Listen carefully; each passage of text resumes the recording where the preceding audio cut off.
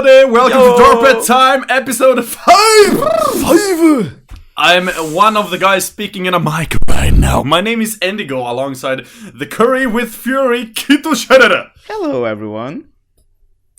Well, that was very odd. What, you expect me to be furious or something? Yeah, I don't know. why not? Okay, aren't you furious today? I'm always so furious. You know what, Kitchuff, drop the idea. You're never actually furious. I'm gonna give you a new nickname from now. Since you're always being so fucking mellow, from now on you're gonna be the fellow who's mellow. The fellow who's... That sounds catchy, but so lame.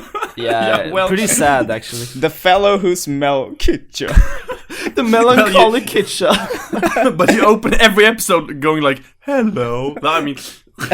that's not very. That's because every time I actually sound furious, you guys go like, "No, don't be furious." You're like furious shaming me.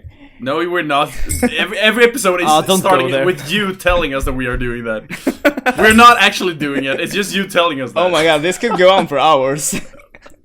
No, it couldn't because we have to cut after 1 hour. I can edit out most parts from this podcast, don't worry. Best of Fury compilation. Fury compilation 2015. Hello, everyone. I'm so furious today. Hello, everyone. Hello, everyone. Hello, everyone. Stop Fury shaming me. Oh my god. Just a human. Have you considered starting a second podcast called the Fury Cast or something? The Fury Cast. Shit. It's like my solo cast. That would be pretty awesome, actually. The Mellow Cast. Like, instead of DarkBad, I can go like Fury Mellow. Female. You should actually just start a mellow cast, like starting Mondays, because everybody hates Mondays. You're like, good morning, it's a fucking Monday again. Yeah. Thanks for listening, bye-bye. With that being said, my latest Hidden Games video was relatively furious. I mean, Agario, fucking hell. I mean, it wasn't very curry, but it was kind of furry. Ew. The curry with furries. Oh, stop it. Just stop it. I could make a curry episode next time. I guess you could. Any curry games? I don't know. Are there any curry games? Like Sly 4, I guess. I guess the Indian level. I guess. Oh well. And to my other side, the guy in Gothenburg, Mr. Raid. I'm Raid the Radical.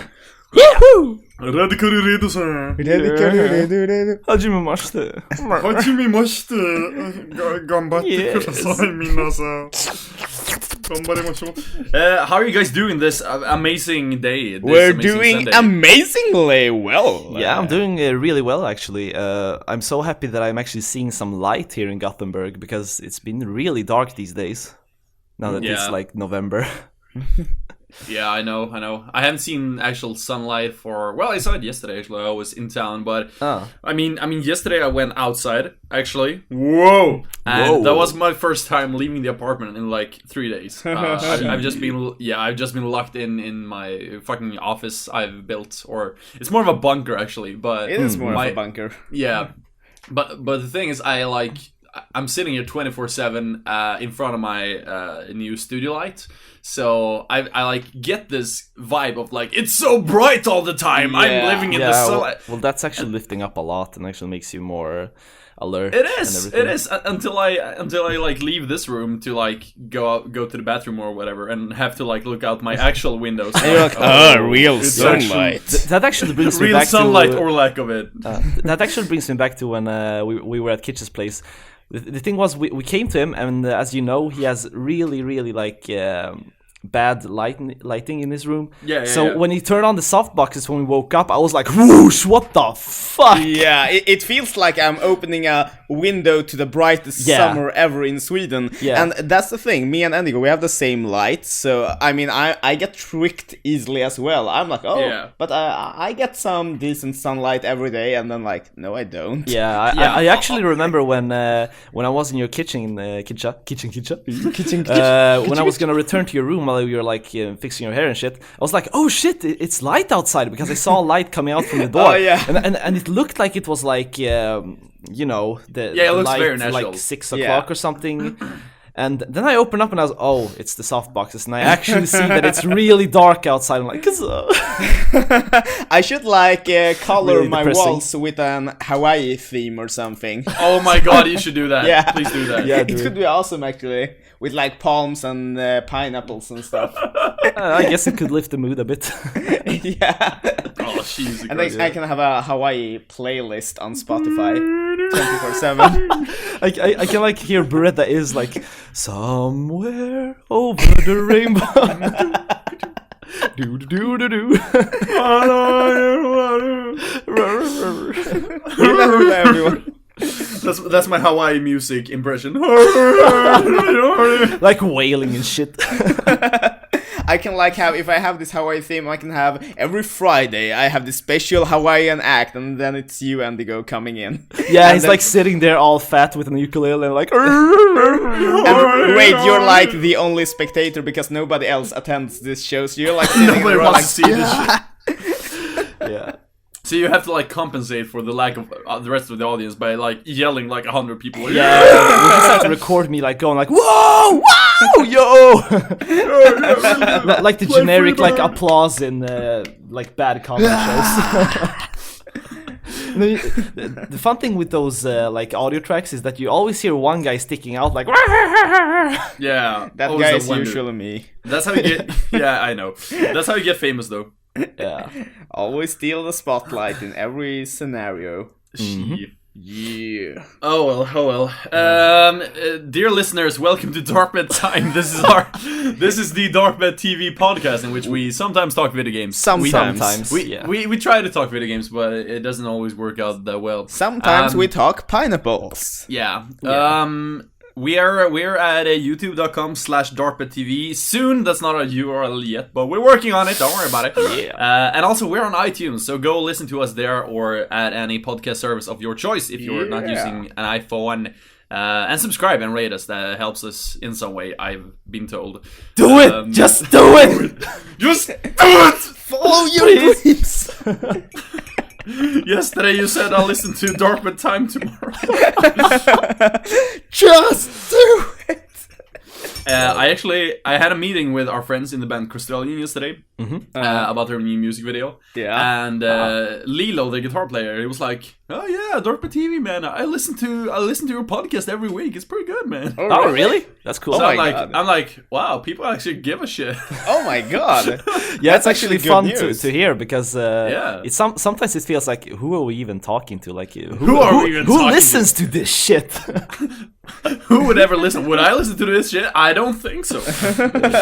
I mean, I only record this shit. I'll never listen to this. No, I tried listening back to a few episodes, but I was like, I had to suffer through this once. Don't make me do it again. Yeah, well, I listened to like the first two, and then I felt like, this is a little bit cringy because. What? Wait, you listened to 2 of this? Yeah. Oh my god. Why would you ever listen to another one? Oh my god. Yeah, but because I just wanted to hear how it sounds when we talk, and like I wanted to get some feedback, like constructive feedback from listening it, and well, I think we are a lot better right now and a lot more active, but. I don't really feel the urge to like listen through them anymore. No, I mean, you've listened to these more than I have, and I'm the podcast editor, so Well, that says something about how good of a job you're doing, Kitch. Yeah. Well, the first 2 were good. I didn't see any flaws, so I guess you did a good job. And then he was like, "Okay, Ray isn't watching anymore. Let's fuck shit up."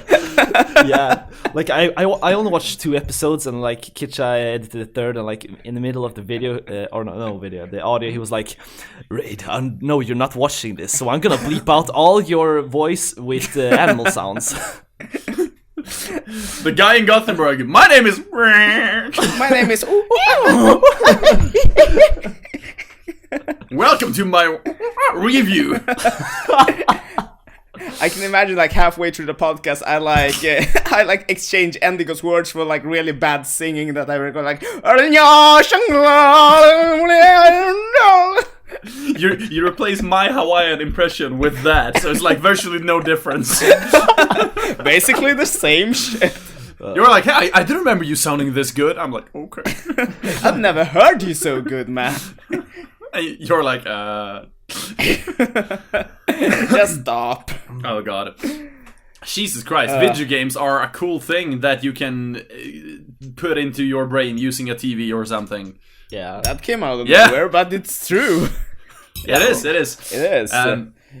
Alright, so there's been kind of a slow news week this week, actually. I was trying to round up some news, but there hasn't been happening shit this week, I feel like. Well, there's been a lot of shit going on. Actually, I have one point that I want to talk about that I forgot to write down. I just gotta... There we go. Okay, so first of all, did you see the Warcraft trailer? Yes. Yeah. What do you make of that? Like initially, what's your first thought? My first thought was that holy shit, it looks really good. The CGI is amazing when it comes to the orcs. Really? Because my first thought was, this is the worst CGI ever seen in a AAA blockbuster movie. You think so? Oh, because it's kind of reminiscent to how good the Beowulf CGI was. Beowulf CGI was notoriously bad. I think.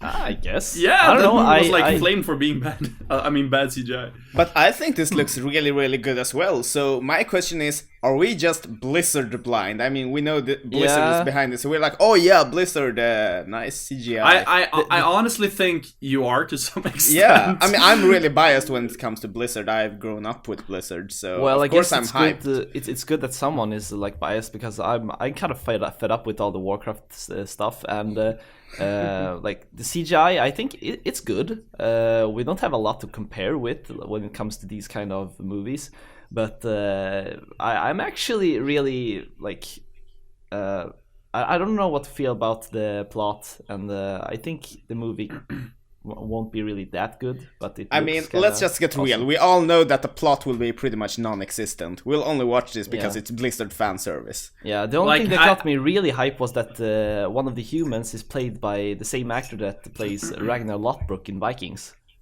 Ooh. Okay, that was pretty awesome. I'm like, what is that show? It's really awesome. Vikings you should watch speak it. Of. Like, basically, my first thought was like, this is the kind of movie that the CGI needs to look super photorealistic for this to work, or else it's just going to be an uncanny valley. Like, they need to do something like Avatar, where all the blue Navi people, they look, I mean, you can tell that they're animated, but they could have not been, just as well, because it blends in so well. But this movie, I mean, it's so obvious when it's like, these are the live action shots and these are the live action people. These are the very animated orcs and they look like they're taken from an animated movie. Now they're gonna stand next to a live action human and it looks like I get some kind of Space Jam vibe, That's awesome. That's the part I like. but that's the part that the internet is currently raging about, because like, this needs to look better. Like, there's one shot like of the I guess it's the main character. He's standing right outside a castle in front of an army, and he's like raising a sword, and he's got a few knights standing right in front of him. Wait, let me just see if I can find the exact seconds. I have the trailer up on YouTube right now. So yeah, let's see here. Warcraft movie trailer. Well, I guess I'll boot it up too. Yeah, do it. Since we're let's at see it. here. The following preview has been approved for no one except me. Okay, got a trailer up now. Let's see here. Okay, so most of the stuff looks okay, but there are a few shots. Like the orcs, like you said, the orcs look good. They look pretty good, but they're pretty much the only thing that looks good. In my opinion. And I think that's actually one of the most crucial things about the movie, because they're gonna interact a lot, so they should look really good. Yeah. And like the why I thought the CGI was good was because the colors all like feel good against each other, especially between the races like orcs and humans, and it feels a lot like Warcraft with the color schemes. Oh yeah. I mean the art direction and everything is very Warcrafty. Yeah. Like, I gotta give them that. It looks like you can tell that this is not just a fantasy movie. Like, this is very clearly a Warcraft movie. Yeah. The movie got ID. Yeah, absolutely. But it's like they couldn't decide, like, is this gonna be is this gonna be Shrek or is this gonna be Avatar, Okay. Those are two really different movies. Yeah. some people would argue one of them is blue and one of them is green.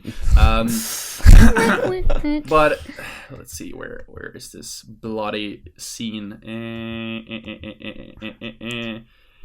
Meanwhile, I can read one of the awesome comments in this video. One of the comments is, "This looks like war shit to me."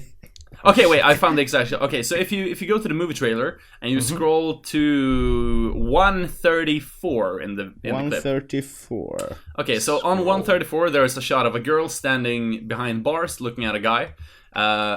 Yeah.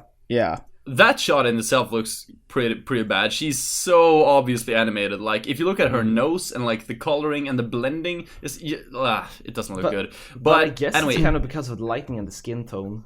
But I'm not sure if it's because she's an orc or if it's I don't know. But seriously, what do you expect from a Warcraft movie? I expect a good looking movie. But if you should she be more ragged or?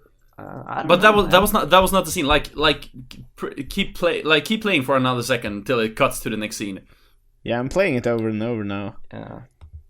Okay, I can see what you mean. I can definitely see what you mean. I just didn't think about it at all when I saw it.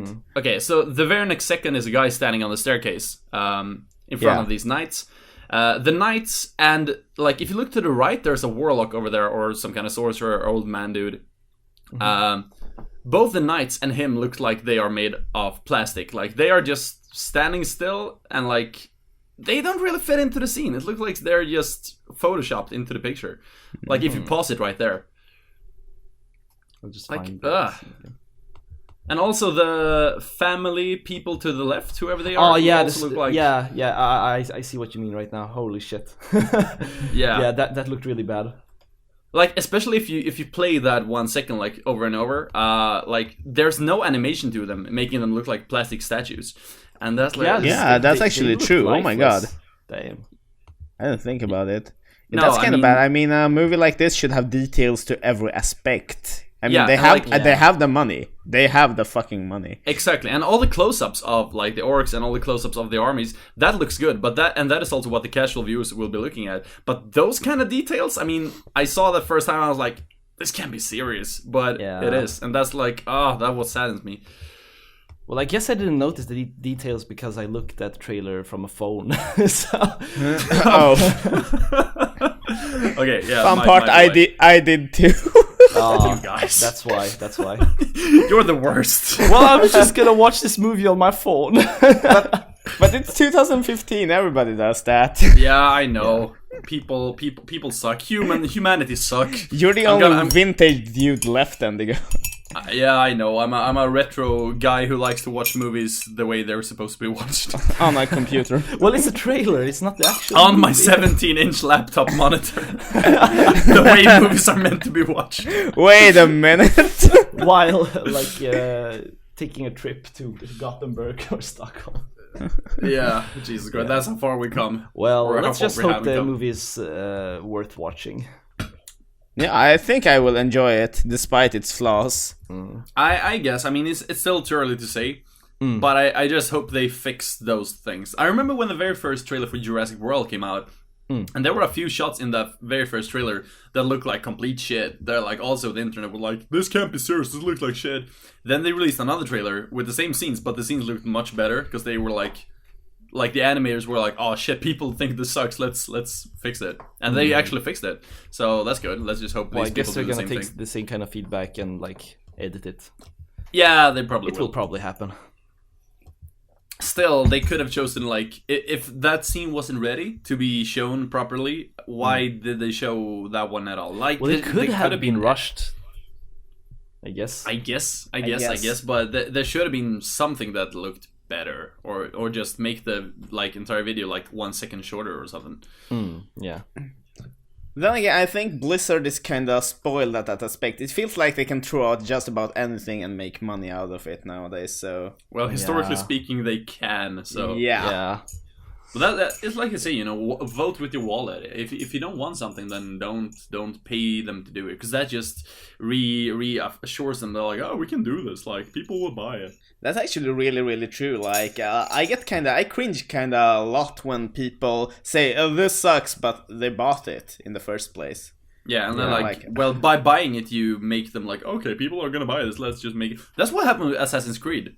Like, Assassin's Creed, the first 2 ones, and some people would argue the first 3 ones, were really good. And then it all went down with like fucking Revelations and Brotherhood, and then everything started happening, Black Flag. And now it's annualized, and the guy, I don't remember who it was, but one of the like CEOs of Ubisoft, he was like asked, like, why are you annualizing this series? It's aren't you afraid that people are going to get tired of it? And he actually literally said, well, as long as people are buying it, why shouldn't we? And that's so true. Why shouldn't they? Yeah. I'm like, I can't argue against it. Like, yeah, do it. I mean, the games suck, but you clearly are making money out of it, so I guess keep it up. Yeah. You go, boys. Yeah. I mean, the problem is not the creators, but the people buying it. And that's a problem with power to the people kind of thingy going on these days. That we have so much power as gamers and consumers that we sometimes just don't realize how much power we have. Yeah, and that's the thing. Like, people can really, like, the consumers and the people have all the power, and they can really make or break whatever. And if nobody buys a game, then the game won't sell and the company will tank. But if everybody buys it, like, that's what happens with Destiny when it first came out. Like, it got pretty poor reviews, and everybody was like, Destiny. It still sold like a fucking gazillion copies in like the first hour. So like they kept kept doing shit. And Assassin's Creed, the exact same thing. Yeah. Whereas other games like for example, Broken Age, that's Studio Double Fine. All of their games are like so good, but they are, and they always get like super good grades everywhere. But they never really sell, so that company is always like on the verge of like being bankrupt because nobody buys their games, even though they get like 9s, 10s. And that's so sad. I mean, why is it like that? People only want to shoot things these days. Shoot things and kill people. Assassins sell and guns sell. Assassins and guns. Assassins. Sounds like a class from Borderlands. Yeah. But that's why I'm so happy that YouTube has taken over such a huge part of media nowadays, that all the big YouTubers are showcasing all these underdog games nowadays. Yeah, actually, that's like probably one of the most like one of the best things about new games media that people aren't even really thinking about is the tastemakers, as they call it. Like people like PewDiePie and Markiplier and all the other guys being able to like take a relatively unknown game and like make it like put it front and center, like Undertale, for example. Exactly. Was released on PC, got like 10 out of 10 everywhere, and is still ranked as one of the best PC games of all time. And nobody played it until Markiplier played it, and now it's like, oh shit, like everybody's talking about it. Everybody is talking about it. Like I mentioned it on the podcast a few weeks ago, and none of you had heard about it, and nobody else had heard about it at that time. But since that episode of DarkBad time, it's gone like super big. Yeah. So now everybody's tweeting about it. Like my entire feed is like Undertale all the time. Yeah, that's crazy. Yeah, I had like friends like bugging me all the time, like, you have to play this. I mean, I've heard more about Undertale than Fallout 4, which is like, really? That should say something about the people you hang out with, though. Yeah. Get your shit together, people I hang out with. Get your friends together, Kitchen. Oh no, I need new friends. Choose your friends well. Choose your friends, well, the Undertalers or the Faller Outers. It's not just my friends, but my little brother as well. I need a new little brother. Speaking of like Blizzard things, he plays a lot of Hearthstone, right? Yeah, he does. A fucking lot, yeah. Is he any good? Yeah, seems like it. I mean, aside from the part where you build your own deck out of cards you get, there is a mode called Arena Mode, and I don't know much about Hearthstone, but he seems to be really good at this Arena Mode, where you get the cards at random and have to wing a deck out of these random cards and compete with other people. That's a pretty cool mode, actually. Decks. Yeah, and he's like really, really, really good at it, it seems. So it's essentially like drafting in Magic, pretty much. Yeah. It's basically a draft mode, and he told me that he wins about 10 out of 12 games. Oh, okay, that's really good. Yeah, that's a minority person. Few people does that, And, but does it play against professionals or just like 10-year-old kids who can't play? Like 10 out of 12 sounds good, but it also depends on who you are actually fighting. Yeah, I have no idea. I haven't tried Hearthstone myself, so I don't know how the ranking system works. So it's a I can see him game, like so. I just imagine him like finding this one kid who's like super afraid and super bullied. Like, hey, piece of shit kid, come over here, let me beat your ass 10 times. You're like, give me all your cards, but you already beat me 10 out of 12 times. Let me do it again. Well, I can always ask him and get back to you next podcast. Please do. This is the official Topomagno watch of 2015. Please note that Topomagno is the name of my little brother. In case you didn't know. Suddenly Topomagno opens a Hearthstone Let's Play on DarkBad TV. Shit. I can ask him. Welcome to Let's Topomagno. Let's Topomagno. And that would be his punchline, and I'm Topomagno. Like every 5 minutes, my mom comes in with some toast thing, and he's like, "Not now, I'm live sending." I'm doing a Let's Play, and I don't have the energy to edit this part out. I'm doing this Let's Play, and my fans want me to keep this part, so please go away. Make this easier for both of us. Oh, Jesus.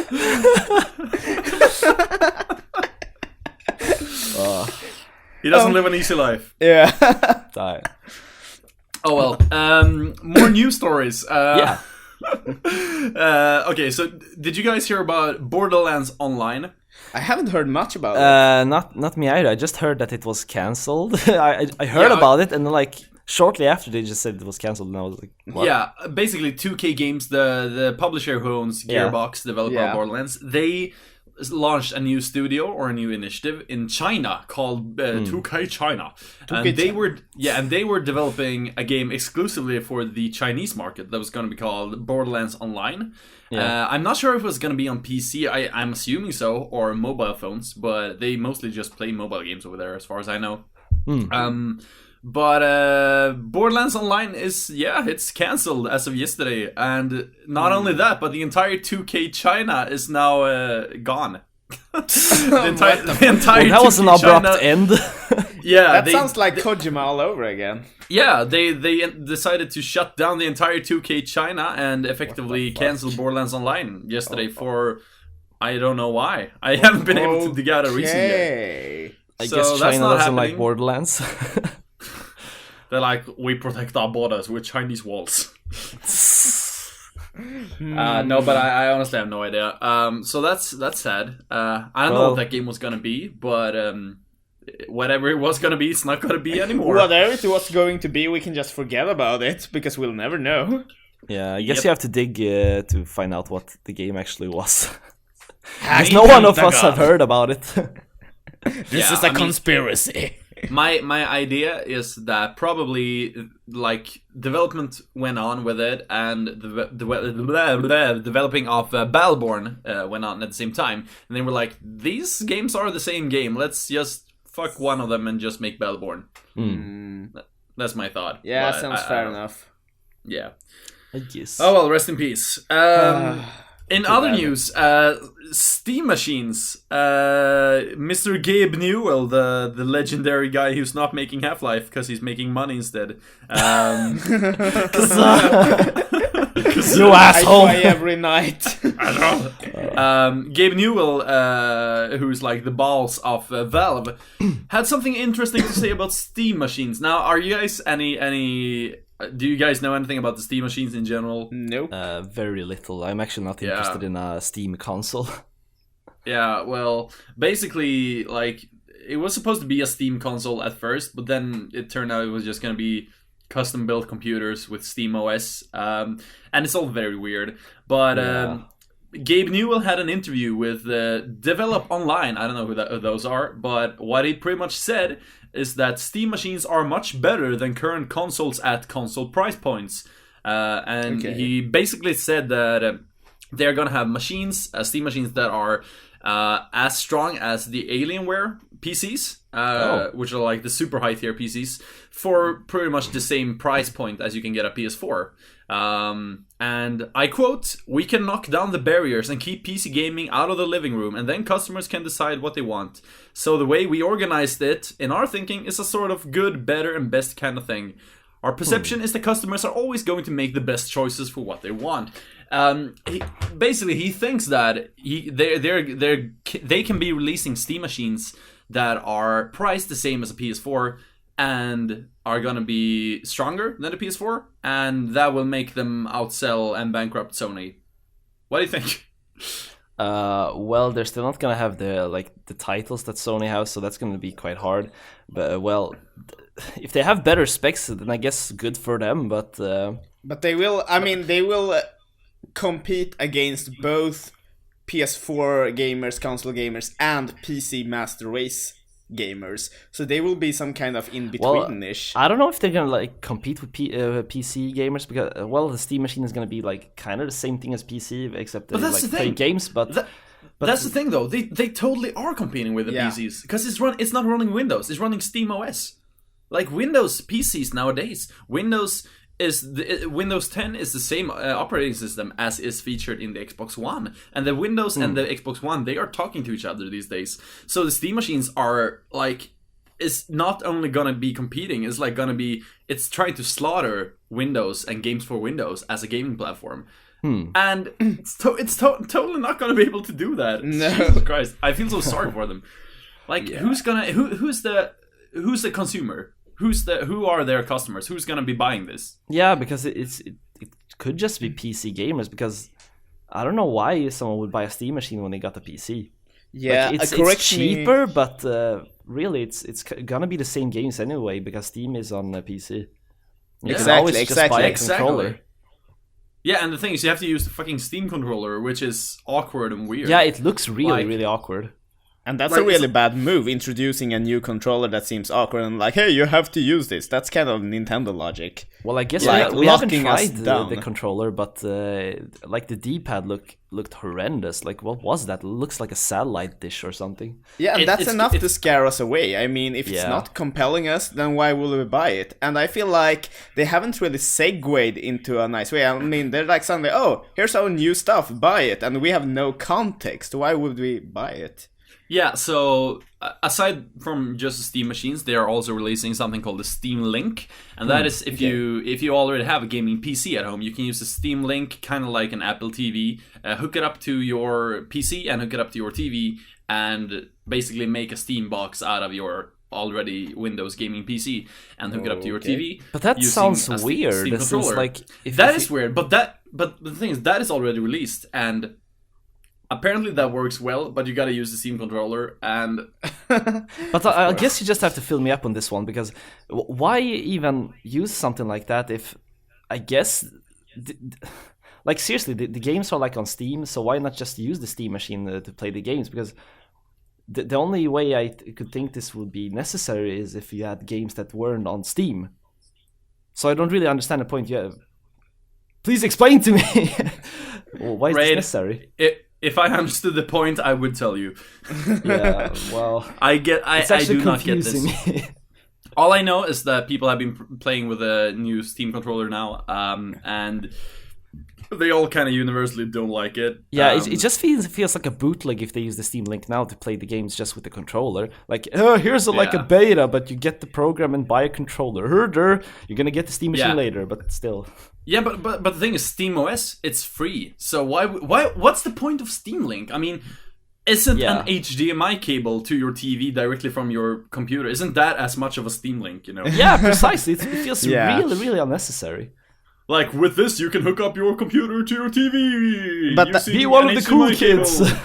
And now you can play Steam games on your computer. Wait a minute. I'm all right, I'm already hooking up my computer to my TV using a cable and playing with my PS4 controller via Bluetooth.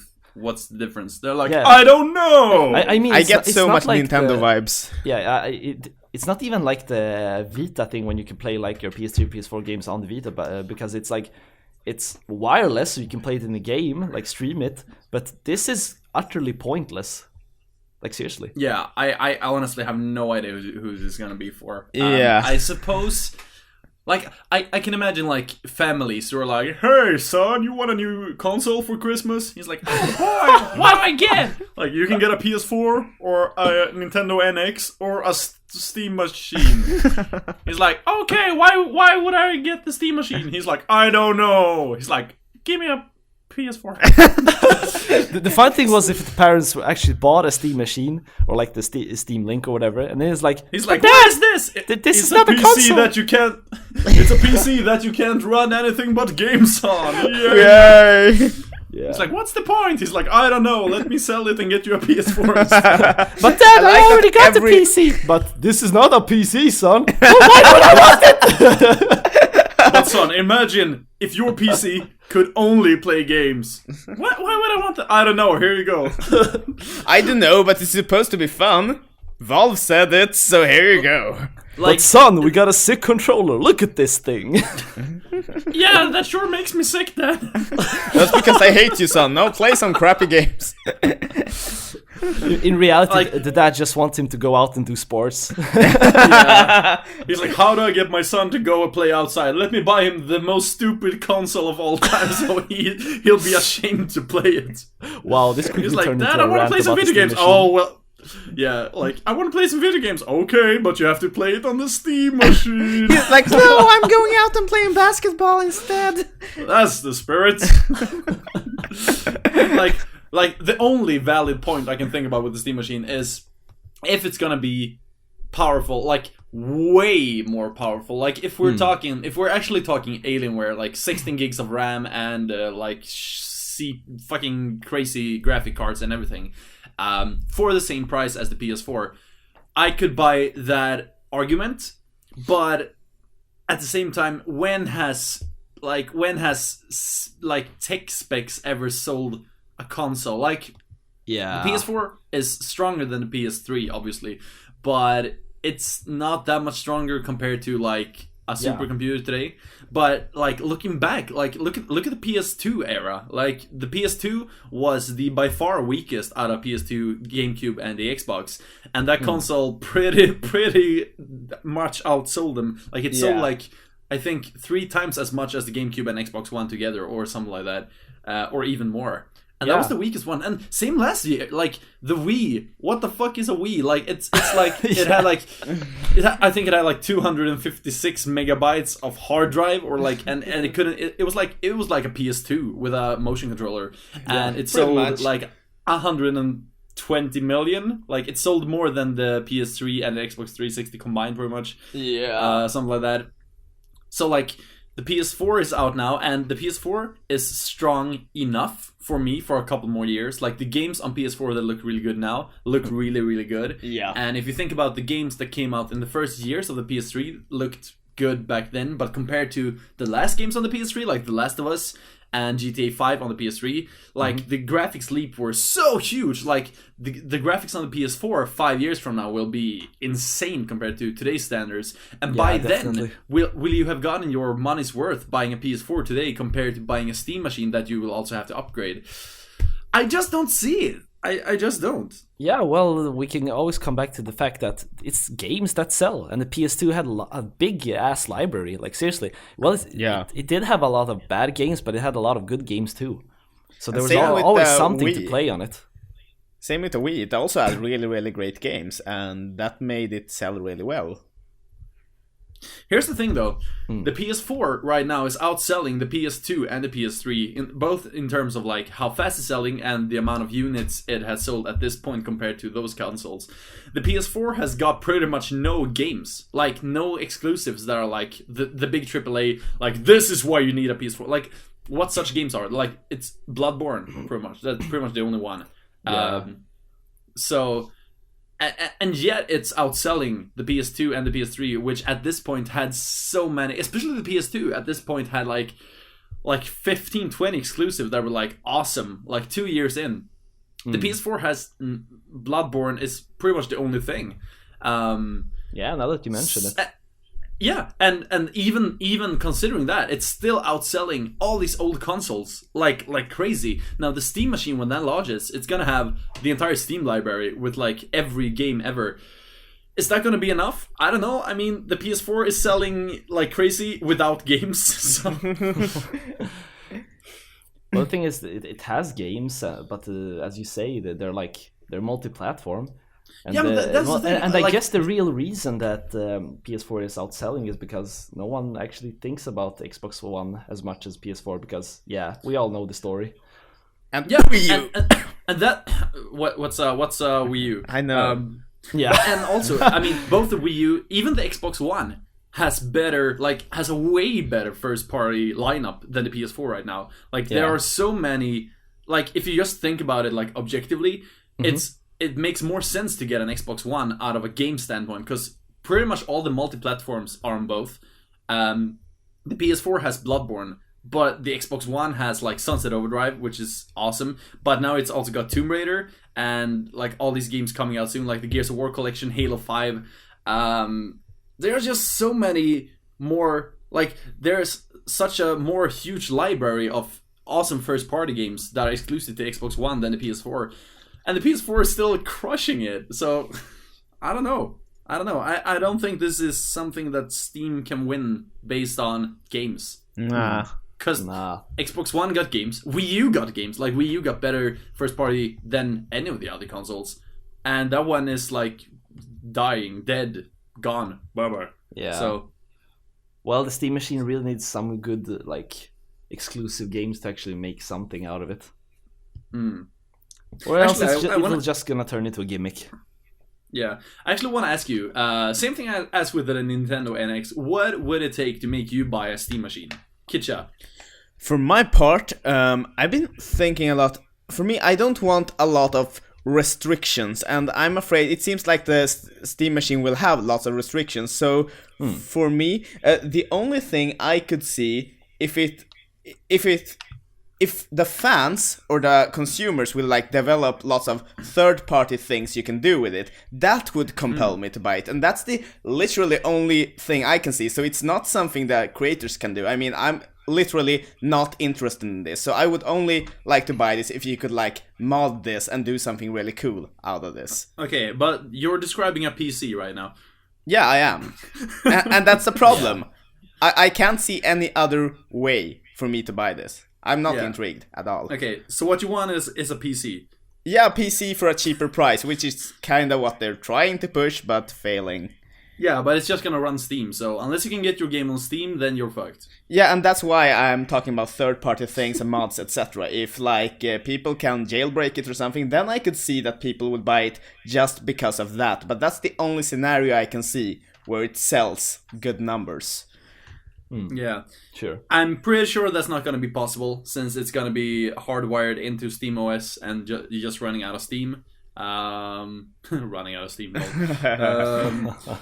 So I don't know, man. I don't know. Yeah, and that's the problem. I literally can't. I think I'm a creative person, but I really can't think of any reason at all I would like to get this. But that's the thing. This is not a creative machine. This is a sit down and play what you got on Steam machine. Yeah, and I'm like, no. Yeah. Raid, what would you get you into buying it? I would want to say that it's the games, but still, I guess we're on the same standpoint here that the concept is really shallow, and I don't feel like there's any kind of way that you could actually want to buy the system. Like, even if it got games, why shouldn't I just use my PC and upgrade it? It's like totally useless. Yeah. I really can't find out a way like why I would want it. Yeah, I mean, especially if you already got a PC that can play games, like, then it's no point. It's more, as I said, it's like a bootleg. Like, if you can't afford a good PC, just buy a Steam machine. But don't expect to do other things than play games at it. Or like for people who are lazy, like, oh, you don't like to mech with computers and like complicated OSs like Windows 10, now you have a Steam machine. You don't have to think, you can open up Portal 2 without any effort, and yeah, and I think that's the only argument for buying it. And I can actually but they're like, okay, but why shouldn't I buy just the PS4 then? Because we have better specs. Well, the only reason is if you like the games on Steam, and I can kind of see why you would buy a Steam machine, because gaming computers nowadays are very, very expensive. So it's kind of a way to play games, but it still gets to the fact that it's a bootleg. Yeah, that's so. I really can't save it. Like, seriously. Yeah, I don't know what to believe anymore. I'm confused. Well, maybe they will bundle it with Half-Life 3, biggest plot twist ever. That was actually going to be my prediction for this episode. Oh, really? Yeah. Half-Life 3. Cramps. Half-Life 3 cramps. You okay? Yeah. You're like Half-Life 3. No. Head cramps. Okay, let's do my prediction a little bit early then. Okay. Half-Life 3 is going to be Steam OS exclusive. Bam. Wow, I spoiled it. Well, I guess. But that's actually People would be a would be really mad. Like, seriously. Yeah, it would be a really badass move, though. I'm gonna be really serious here and say that people would hack the shit out of it to play it on PC. Oh yeah, dude, it will be out on PC in like an hour. Yeah, like tops. People would be so mad if they had to play Half-Life 3 on a controller. Like, seriously. Like, you know what they would do? People would like download the game to their Steam machine, get it onto their PC, and start like data mining the files. And they would find source code for a Windows version that was previously in there, but then was apparently scrapped. Yeah. And then it's gonna be like IGN is gonna be crazy, like traces of a Windows version found in the source code, but is apparently not available anymore. Was this just a move to make money? I can so see this. Oh my god. Yeah. That's scoop. My god. Yeah. Jesus Christ. Okay, no, but good prediction. Since I preached it myself. Ballsy as usual, but let's hope that isn't a fact. Yeah. My predictions are sometimes facts, and then I get sad because they're always so ballsy. They are really ballsy. I mean, Half-Life 3 exclusive to this shit. That's ballsy. Yeah. I got one more news story. I just want to hear your opinion on. Activision bought King.com for $5.9 billion. Oh shit. Okay, King.com they are the fantastic game designers behind such AAA games as Candy Crush. And that's it. I heard about the jokes about wait for Call of Duty Sega. Then you see a picture of absolutely, that's gonna happen. Battlefield or Call of Duty, I don't even remember. And you see like you're out of bullets, purchase more. Yeah. Now I see where this came from. like King is a game. They made a shit ton of games, and they're available on smartphones and on Facebook. And all the games are called like Candy Crush Saga and Papa Pear Saga and Scrubby Dubby Saga. I'm not even kidding, that's a real game. Oh my god. And all the games are match 3 clones of each other. Like, all the games are Candy Crush with different skins. And that company was bought by Activision for $5.9 billion. Now, let me put that in perspective. Microsoft bought Mojang, the creators of Minecraft, for $2 billion. Yeah. That's crazy. And that is crazy, yeah. Yeah, and it actually feels like they're really doing the, like, Konami's thing with the pachinkos right now. What is happening? Like, people, what do you want? Yeah. Like, seriously, what's the hype with, like, mobile games and pachinko machines? It's like, why even... Actually, allow me to put that in even more perspective. Disney bought Star Wars for $4 billion. Oh my god. Yeah. Okay, Disney actually bought the entire Lucasfilm, including Star Wars, $4 billion. Alright, King was bought for $5.9 billion. Oh my god. So essentially, King was worth 50% more than Star Wars and the entire Lucasfilm, according to Activision. What does this mean? I'm visiting their mobile website. Games are here to stay. Yeah, I'm visiting the website right now, watching all the Candy Crush clones, and I'm also thinking, what's the meaning of all this? Okay, so conspiracy. Conspiracy. I got 2 theories. Number 1, Activision just wants to make more money, like, because that's pretty much what's gonna happen. Because these games are making money, and Activision like, oh, let me get that money. But maybe and this is just me being very wild and crazy, and you can call me out if I'm too stupid. Let's hear. Maybe Activision thought that our AAA games are not selling anymore because people are only buying mobile games. What if we buy the mobile games company and destroy them from the inside? Or something like that. Sounds speaking of conspiracies, but who knows? That sounds far-fetched, but why buy it for so much and then destroy it? Like, yeah, I can see it. It sounds too much of I mean, House they of Cards can't really plot. salvage anything from it, so it's like, nah. Here's the thing, though. You remember a company called Zynga? Yep. You do? Okay, wow. Okay. Zynga made Farmville and a couple of other mobile games. And for a time, they started becoming like the biggest thing in the world. And even Don Matrick, the former boss of Xbox, he left Microsoft to be the CEO of Zynga. I remember that. And Zynga were like, they were making so much money out of Farmville and shit. Zynga nowadays are probably not worth anything anymore because nobody plays those mobile games. Like, they play Farmville for a while, but nobody plays Farmville anymore. People have moved on to Candy Crush. So Zynga, once upon a time, was apparently big enough for the Xbox president to be like, fuck Xbox, I'm gonna go make Farmville. Yeah. And, you know, that's gonna happen to King as well. Like, it's just a matter of time. Yeah. So, thing is with mobile games, there's always like this one game that like stands out for like a year or two, and then just another one comes and takes its place. So it's not really a stable company or like idea. No, I mean, it's not gonna be like in 20 years, like people are gonna be like, sit down, son, I'm gonna show you the games from my childhood. Candy Crush and Tiny Towers. Oh my god. Back in my days, I used to run out of gems. Oh, I cringe every time. Oops, you're out of bullets. Oh god, yeah. I don't know, man. So I mean, it's a weird time we're living in, especially it's a really weird time. When Candy Crush is worth as much as Minecraft and Star Wars together. Then I mean, something is wrong. Something is really, really wrong. Consumers are really, really bad. Yeah, consumers today are really stupid. Yeah. Or are they? Find out when Fallout 4 is released in 2 days. Oh, speaking of Fallout 4, are any of you guys gonna play the game anytime soon?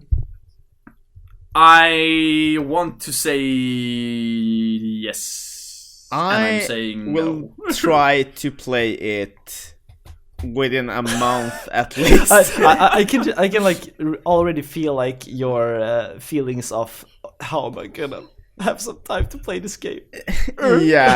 Yeah, like literally. I am like Fallout 4 is like, it's probably been my most hyped game for the year from the announcement, which was like in June. Yeah.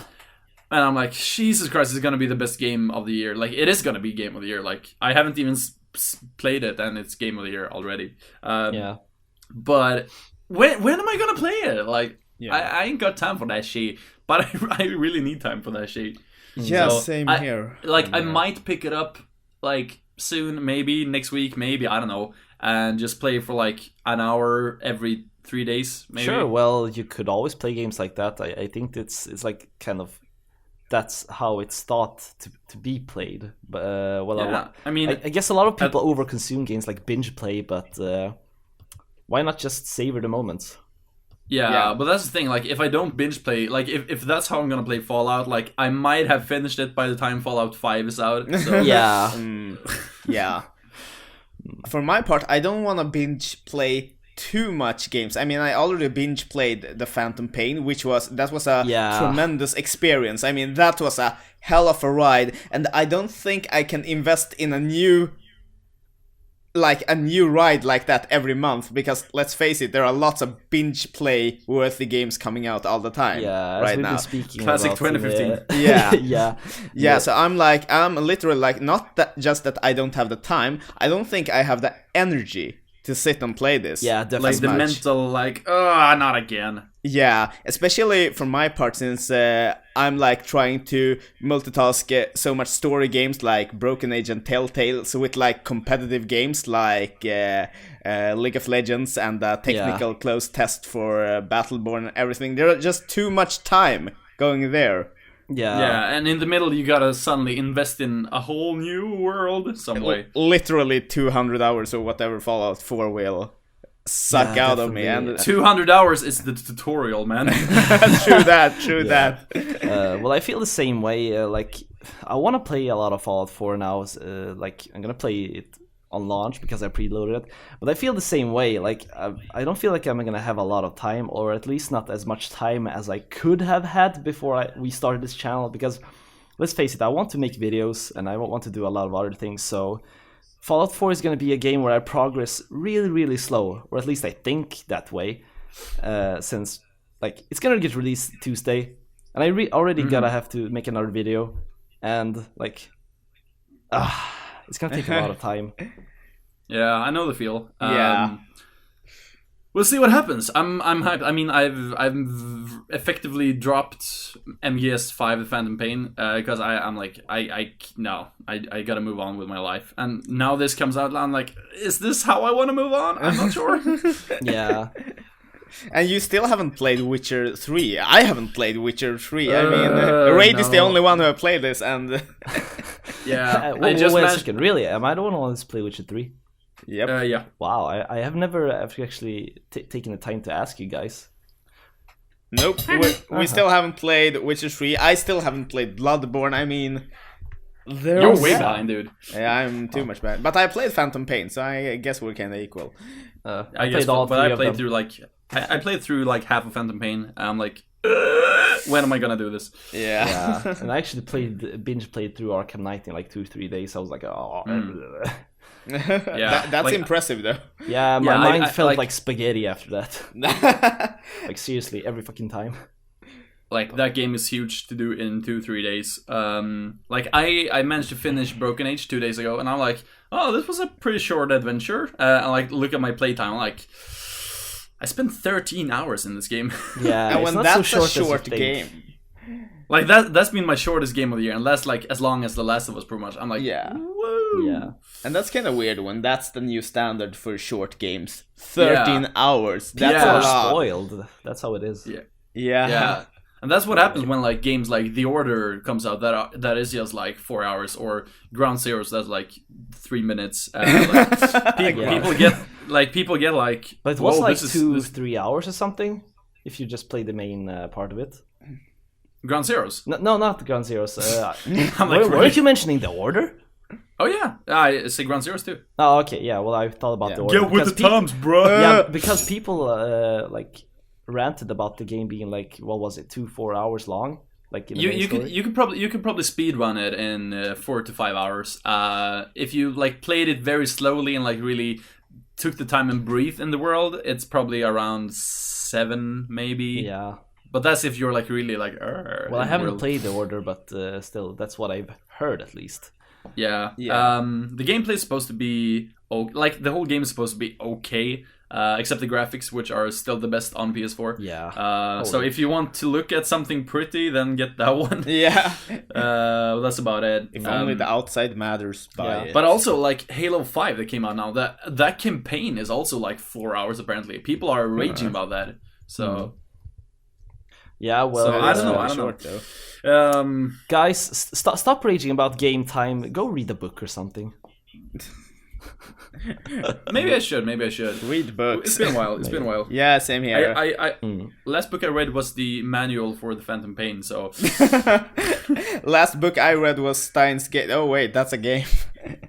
That's a visual novel, but it's kind of a book, but with pictures. It's technically a game. Yeah, it's a book we're calling a game. Yeah, but now we're like talking about campaigns and games with stories and everything. But I mean, how much competitive games have you played? Like games with no clear end, like League of Legends, stuff like that. Because those games are so endless. I mean, you just pour hours and hours of love and time upon them, and you just grow more attached. There is no end. Yeah. I haven't played much of those recently, but Jesus Christ, back in the day, there was a game, me and Kitcha played it quite a bit. There was a game on the PC called Command & Conquer Renegade, which was, like, Command & Conquer is traditionally a real-time strategy series, one of the biggest ones. But they made one spin-off game in 2003, which was a first-person shooter that was sold pretty bad and was like it was received pretty good, but sold like shit. For some reason, I got very into that game very early on, and like online matches. Like I guess that was the first hero shooter actually, or one of the first ones, because it was also like you were two teams and you had one base each, and each team could have like, I think you could have like up to 16 players in each team, but you had one base each on each side of the stage, and the goal was just to destroy all the other bases' buildings, and the first team to do that won. And you could purchase tanks and whatever, and be kind of strategic. It was a bit ahead of its time actually. Maybe that's why it didn't sell. People didn't know what MOBAs were at the time. Yeah, sure. But anyway, that game, Jesus Christ, that is easily the first person shooter I put the most amount of hours into. Like I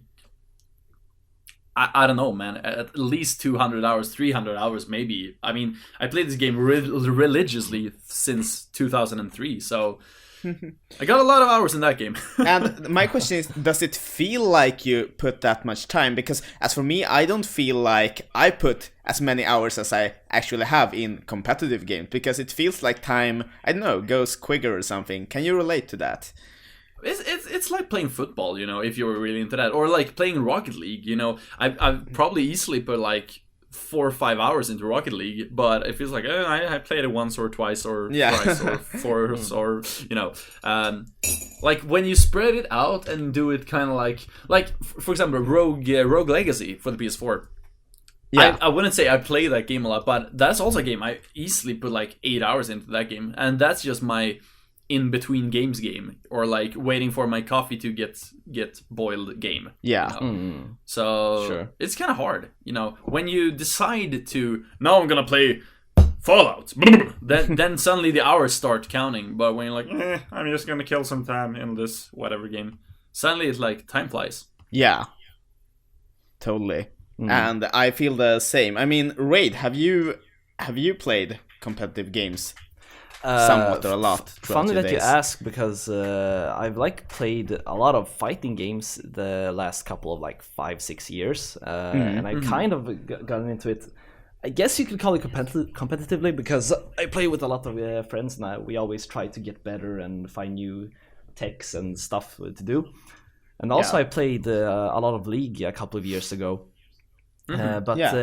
Nice. If we're gonna talk about the whole aspect of how much time does it feel like we're putting into games, I guess it depends on the games, like really, because when I played League of Legends, in the beginning it was really fun, but for me the gameplay became like really stale very quickly, because in the end everything happened like every time, because even when I played with friends it was the same thing. I always start playing, and then we start farming, and then somebody dies and people rage, and it's like the same episode repeating over and over, and sometimes it goes good and sometimes it doesn't. It feels as I just want to put like a really weird like metaphor, like being a psycho doing the same thing over and over again, expecting something to be better next time, because Groundhog Day. Yeah, League of Legends is like the game that mostly felt like I was putting a lot of time in.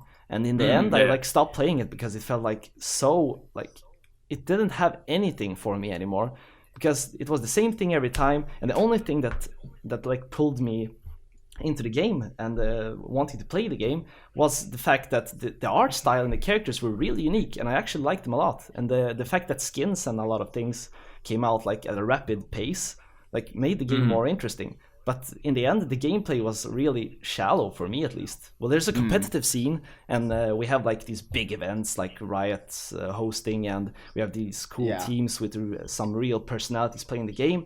But in the end, it's like the people that make the game. So I don't really feel like MOBAs are a thing for me anymore. And I guess League of Legends kind of killed it for me. I haven't even tried Heart of the Storm, and I got a beta key like really early from a friend. Ooh. But I don't feel it anymore, man. I'm just all about fighting games right now. And also, when I played Blizzard, I kind of started playing StarCraft 2, but the game was like really too fucking hard for me. It was like I tried to get into some kind of strategies and like play the Protoss in some really creative manners, but I just started raging, and I felt like I just want something where I just can like be in the heat of the moment and adapt to players and not feel like my last move was devastating, because in MOBA games and strategy games, the last move can be like the game changer that makes you lose everything. Yeah. And in fighting games, at least a lot of them that I've played, everything can change at a split second, or the mentality of the players. So fighting games, it's the real thing for me.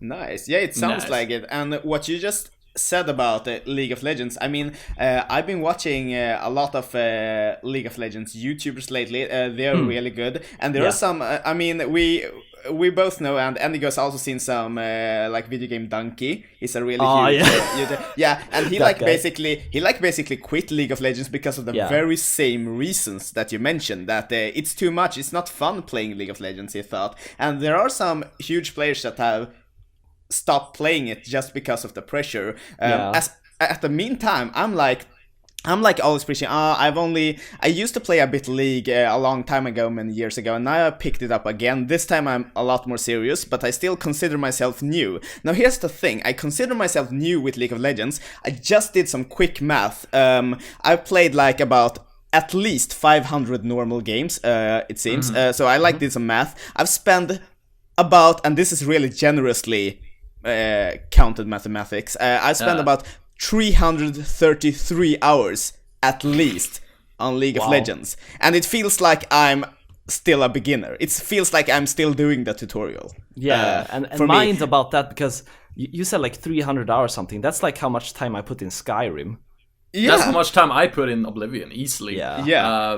And Kitcha, that's funny, because I remember you doing a video where you were like, Pokemon is my favorite game. I've probably put 200 hours into it. I was like, that's not much. And you were like, well, 300 hours in League of Legends, but I don't really play that much. I'm like, what's going on? Yeah, and that's the thing. I haven't played it that much. I mean, all my friends, I mean, when I played like 3 years ago, I remember I had some childhood friends that were like, they were really new at League and I was so much better than them. Now when I'm back, they're so much better than me, and they've easily clocked like 2,000, 3,000 hours into the game. And it's so fucked up because it doesn't feel like you put that much time into it. I mean, time literally flies. I can like sit in a match and it feels like 10 minutes when it's actually an hour. And that's also why I think that MOBAs are really for me. I mean, the same way you said it, Raid, fighting games aren't really for me, because I feel that I really like that there are so much high stakes, that one wrong move can cost you your entire team and the entire game. I like that thrill, that you have to live with your mistakes for an hour. If you like fuck up the first 10 minutes, you have to stay with the first 10 minutes. And that's a lot of pressure, and that brings me to, I mean, there are some really professional players out there making millions out of playing this game with this kind of pressure for like, I heard that pros play this game about 8 hours a day. Yeah, it's like a day job, really. It's like a day job. I mean, can you guys imagine yourself being a professional player and do that for a living? If I got paid enough, why not? I'm kind of on the opposite, of where you are, because you say that MOBAs and League of Legends, they kind of give you the thrill of like you said it, like having to live with that mistake for the entire hour, and that's what keeps you going. Yeah, that's kind of what turns me off, because that you're describing that's like my IRL life. Like that's my that's my work. Like I'm always like, I live a very kind of hectic life all the time, and like my entire work is basically based upon doing it right at the right time. So I get that thrill from my everyday job as like musician and video content creator. So I'm like on the very opposite. The games that click for me are usually the kind of more slower pace, because when I play video games, that's when I want to wind down, because my like I'm always on like high alert, like when I'm like just going about my normal day, because that's how I live. So when I wind down, I'm like, fuck, I gotta take a few hours break from work. Then I start up something like Broken Age or something that's a little bit more slower. That's why I love adventure games. Like Telltale games, because then I can really take the time and think and feel the world rather than like sitting like shit, everything's so hectic. That's why I want to escape from when I play video games. Yeah, and the things about when you actually talked about MOBA and like hectic stuff. I guess it's also kind of a matter of perspective. Like I was like preaching about fighting games like a second ago, but the thing is, fighting games can actually also be really stale, like very quick. Because if you like play with your bud for like, let's say 30 matches and you like win a couple of them, and let's face it, if you like win over your friend like 30 times, it's not so fun anymore. Your friend sucks. Yeah, and I'm usually that friend. Yeah, and I love the fighting games, but if I have a day where I dedicate to playing like a couple of hours with friends, I get like really fed up and can't play fighting games for like 2-3 days at least, because it's like, okay, I've had my fill. Fuck it, I don't want it anymore. But still, the game is like, what I love about fighting is that you can like suddenly sit down and like have a like high speed, like really thought processing activity where you like just boot up a song that's really awesome, and you like try to play competitively against a friend. It's a really awesome feeling. Yeah, but I get kind of that when I play Guitar Hero, like on really high level.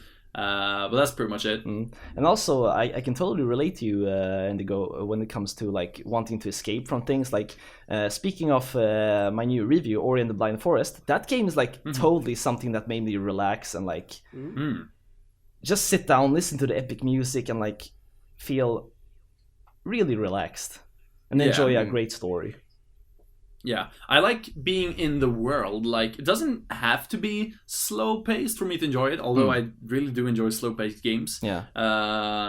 Like I said, Telltale games are usually very slow-paced, except for when they're very fast-paced. But that's something I like, when it's just, when the world is so realized that you could have these moments that are super hectic from time to time, but there are also long moments where you just kind of feel like something like Fallout, for example. Like, it's probably going to be a lot of just wandering around the cities, talking to people, or like going on random adventures in the forest, like Skyrim.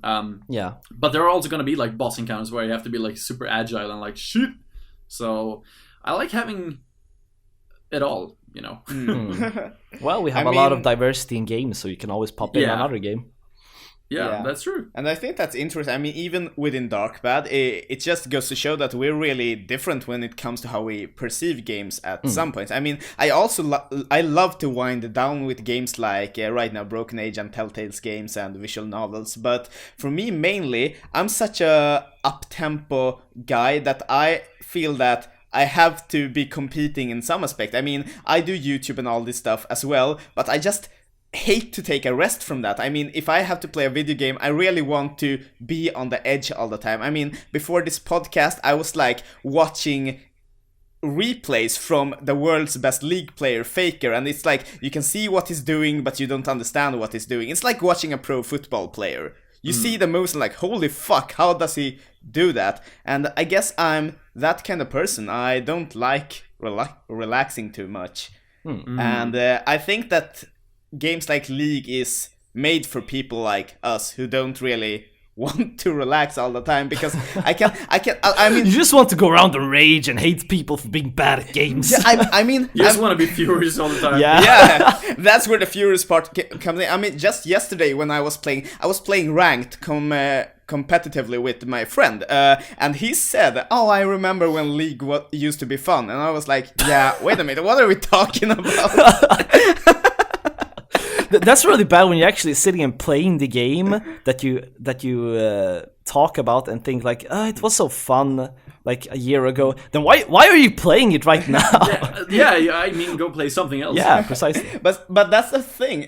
You have to make the game. I mean, you have to play it in a way that it still is fun, even though it feels kind of like work. For let's face it, if you try to play League ranked or any other game in a ranked mode seriously, it kind of becomes work at some point. Yeah, so definitely. I always write stupid shit in the chat. I mean, if I'm doing well and somebody kills me in League, I always write but senpai, and I always goof around. If people are raging, I always write kind of trolley back, just because I want to set a light tone, even when playing serious games, definitely. because I never want to lose sight of having fun, even if I want to make this fun part of my work. It's funny that you mentioned that, because I do the same. When I play fighting games, it's easy to like get a tense moment where you like sit next to each other and play, and you obviously want to like beat each other's asses, and it quickly turns like really silent, and between matches it's like